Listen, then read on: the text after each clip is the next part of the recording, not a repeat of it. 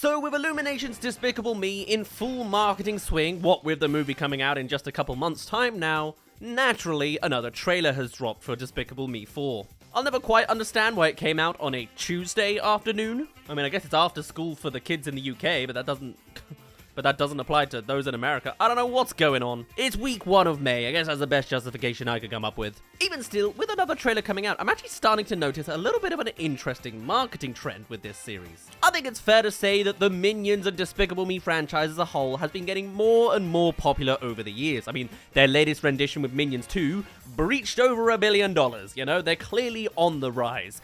But at the same time, Minions 2 isn't Despicable Me 4, you know?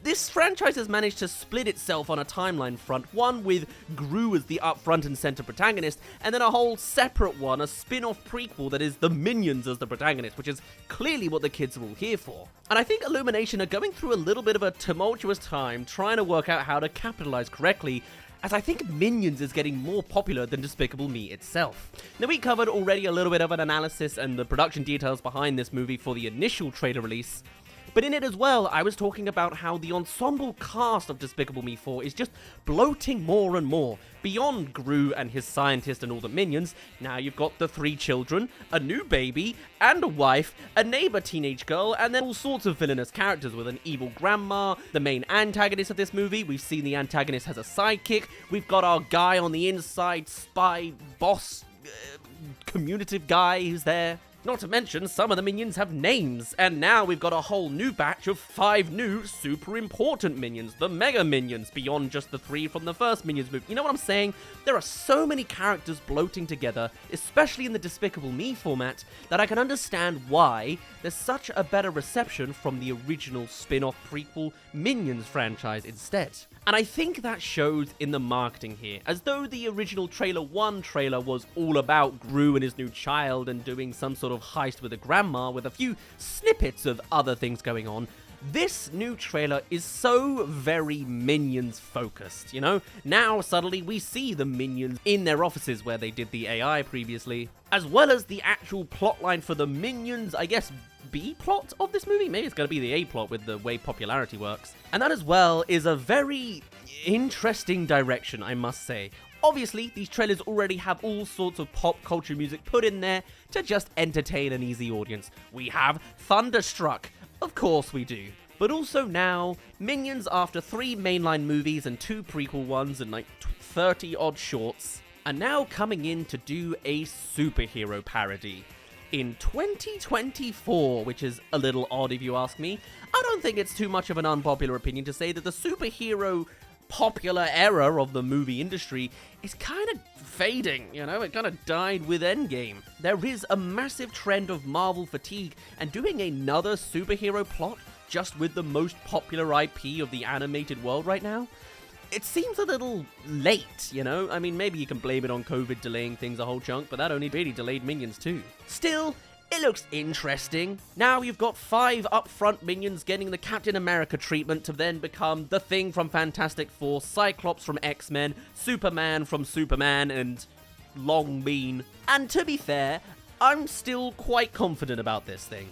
I've said this many times before that I was quite the hater of the Despicable Me franchise because I did have a soul and I was conscious at the time that they came out, but Minions 2 has really turned things around from being genuine good comedic slapstick in my eyes, and I have faith that even though there might be some undercooked characters, I mean, we haven't even seen one of the girls talk yet, so I really think some voice actor parts are going to be under-noticed. Thank you for making it halfway through this video. This is your quick little plug to subscribe if you haven't already, and let us know your thoughts and predictions on Despicable Me 4 if you're so inclined to talk about it. I'll see you in the YouTube comments or on our Discord server. For now, I'll let you get back to the rest of it. I still think the actual comedic jokes they bring out of it could be a lot of fun. The kind of Cyclops traumatic origin story has kind of been seen and done before, but doing it with minions who can so abashedly go chaotic and laser beam a satellite in half, I gotta admit, if I can switch my brain off at least a little bit, sounds like a lot of fun.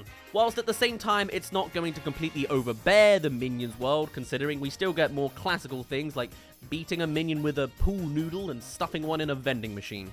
You know, it's fine, it's Minions-y stuff, but it's very interesting to see how much this trailer didn't overlap with the first trailer. Pretty much the only shots I can really see that were combined between the two are some vague mecha shots with the villain doing some things. And even in this trailer, now that we get to see the main antagonist, they're just, again, more jokes about not having the gas enough to be able to build up their mecha, getting their card work with the Among Us card swipe issue, and then complaining that they don't have the free time to do evil because they have so many other admin things to handle. It's just light-hearted fun, isn't it, really? But of course, I also think it's quite emblematic of Illumination being fully aware that maybe they have got too many eggs in too many baskets, and therefore they're trying to sort of nail things down. This is the trailer that convinces me to enjoy this movie more than the initial, because I'm just not a big fan of Gru, even if he does tranquilize his own ass. The fun part to see is watching the Minions do fun Minionsy things, and the fact that they're showcasing a superhero parody is fun, if I can pretend that the last 5 years haven't passed and we're still in 2019. And if you ask me, I think it's going to work out very well for them. I reckon they still had a lot of steam from just the initial Despicable Me 4 trailer that came out a few months back, but having this one here really feels way more Minionsy than the predecessor. And therefore, I think it's going to be endlessly popular anyway. Add on to the fact that this isn't coming out anywhere near some kind of COVID lockdown, and it seems like really it's Illumination having full speed ahead to go forward from here.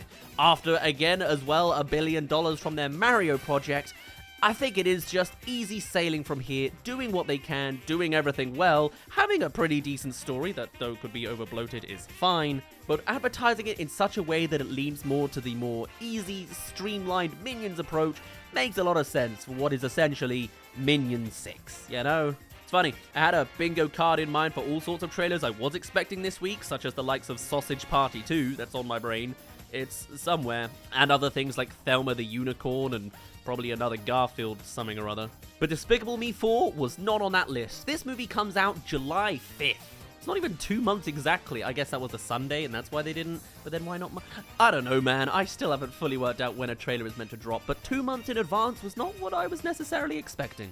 Everything else lately has been dropping 1 month. Maybe they'll hit us with a trailer 3 that has a whole different spin of a plot line. We've had the Gru trailer, we've had the Minions trailer, next we'll get the antagonist trailer, and then it all wraps together nicely. Yeah, I guess it's plausible. We'll see. Either way, a lot of what I see is kind of 50-50, but I'm a lot more leaning towards I'm going to enjoy it than I'm not. Minions 2 really turned me around, and seeing some genuine nice commentary on the art industry in the form of that one AI advert that the Minions did really sort of puts a giant thumbs up in my thoughts on the reputation of Illumination and the animators and crew, at least in my mental standings. I'm sure it'll have its problems, I'm sure I'll have something to complain about, but at the end of the day, I'm here to have a good fun time, and it's not exactly Minions 1 movie territory. You know what I'm saying? You know what I'm saying. I was once again lucky enough to be randomly on the toilet when this came out, so I'm only 7 minutes behind the release of this trailer. But I'd love to hear your thoughts on how you feel about Despicable Me 4, having seen a whole twice as much footage about what it's all about. On that note, I'm going to end it off there. My name's been Daz. Thank you very much for reaching the very end of this video. Do let us know your thoughts on the movie and make any predictions, I guess, of jokes and plot if you care about the plot that badly of Minion 6. And I shall see you in a little bit.